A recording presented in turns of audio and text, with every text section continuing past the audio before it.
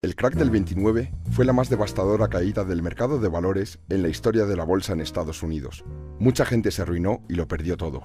A este crack le siguió una fuerte crisis económica, conocida como la Gran Depresión. En este vídeo os vamos a contar la historia que creíamos que nunca se iba a volver a repetir. Miércoles 23 de octubre de 1929. Los precios se desploman en el mercado de valores de Nueva York, la bolsa neoyorquina situada en el número 11 de Wall Street.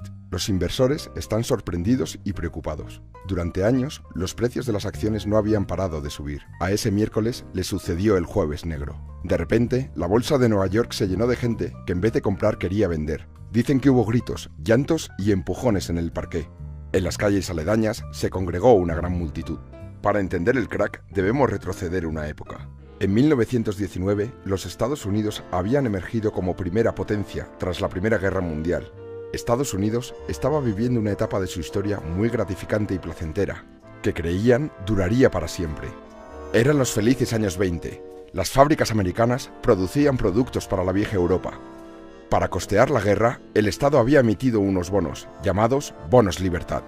Si pagabas por dichos bonos, el Estado te devolvería el precio de los bonos con intereses. Por primera vez, los ciudadanos vieron que podían obtener rentabilidades interesantes por sus ahorros.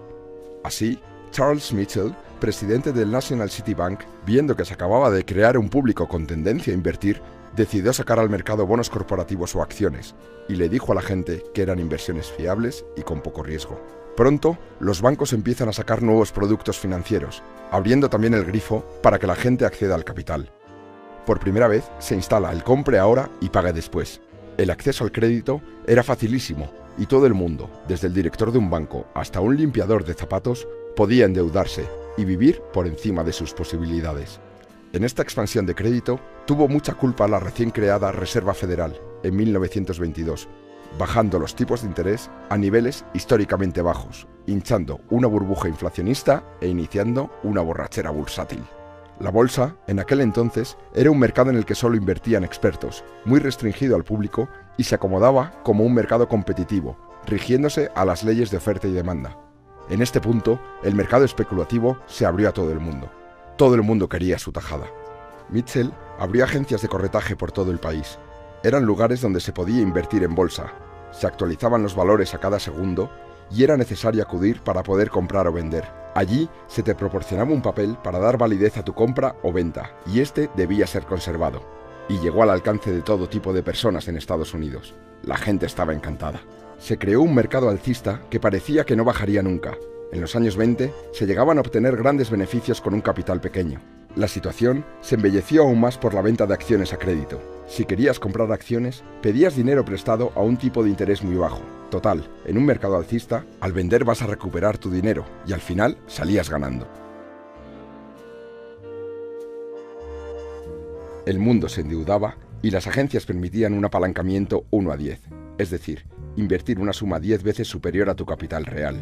Se calcula que 2/3 partes de las acciones de Wall Street se compraban con dinero prestado. La bolsa sube o baja rigiéndose por la ley de la oferta y la demanda, es decir, de lo que la gente está dispuesta a pagar. Aquí la demanda crecía sin precedentes. En vista del gran beneficio que todo el mundo estaba obteniendo, la gente no le importaba cuánto pagar por las acciones, siempre y cuando subieran. Este exceso de demanda provocó que los valores creciesen y creciesen sin control. Fuese de la empresa que fuesen, no importaba por qué estaban subiendo, siempre subían. Por lo tanto, el precio de las acciones se empezó a inflar, alejándose de sus valores reales. Así es como se crean las burbujas. Paul Warburg, un banquero estadounidense, lanzó un aviso de la burbuja que se había creado y avisó de una enorme depresión, pero nadie le quiso escuchar, lo hicieron callar. Nadie escuchaba a las personas que querían pisar la realidad y la gente seguía envuelta en su sueño americano. Se continuó invirtiendo mucho y aumentando la burbuja. Hubo un momento en el que algunos inversores profesionales se dieron cuenta de que el mercado se estaba sobrecalentando. Los más profesionales y astutos se salieron, como Kennedy, el padre del que luego sería presidente de los Estados Unidos. Llegó a decir: si un limpiabotas sabe tanto como yo sobre el mercado de valores, tal vez es la hora de que yo lo deje. Así llegamos al punto máximo y de inflexión de la burbuja. La tendencia de los valores se iba invirtiendo levemente. El mercado se había vuelto más volátil y el malestar aumentaba. Toda la burbuja se provocó por un exceso de confianza de los ciudadanos, y cuando esta confianza cae, ya no hay nada que hacer. Miércoles 23 de octubre de 1929. La bolsa sufrió un gran golpe al bajar en una sola sesión casi un 7%.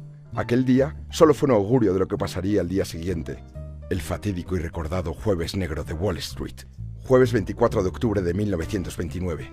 Se desató una furia vendedora, de manera que en pocos minutos se cursaron órdenes de venta por 1 millón de títulos. Las cotizaciones de esas acciones iban cayendo. Se llegaban a ofrecer paquetes de acciones a 1/3 de su valor, sin encontrar comprador. Los agentes de bolsa pedían desesperados garantías para aquellos títulos que con anterioridad se habían comprado a crédito, pero obviamente nadie podía cubrirlos. Empezaron a circular rumores de suicidios, gente tirándose desde rascacielos, y la gente de la calle, curiosa, empezó a entrar en las instalaciones. El pánico fue gigante. La policía de Nueva York tuvo que tomar posiciones para evitar posibles disturbios. Ya se había roto la burbuja. La reacción popular fue: esto no puede estar pasando. Para el mediodía, los principales jefes de los bancos se reunieron para intentar solucionar la situación.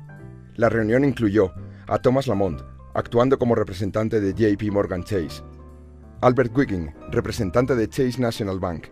Escogen a Richard Whitney, vicepresidente de la Bolsa de Nueva York, para actuar en su nombre. Para paliar la debacle inyectan dinero en una serie de valores que se suponían fiables, los que se conocen como Blue Chips. El multimillonario John Rockefeller hace lo mismo con esperanza de que cambie la tendencia.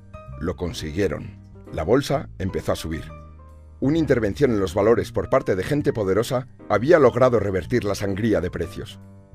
Invirtieron grandes sumas de dinero para remontar los valores y volver a generar confianza en los inversores. El mercado remontó, incluso los periódicos anunciaban: la crisis de la bolsa ha pasado, pero esta inyección de confianza no fue suficiente.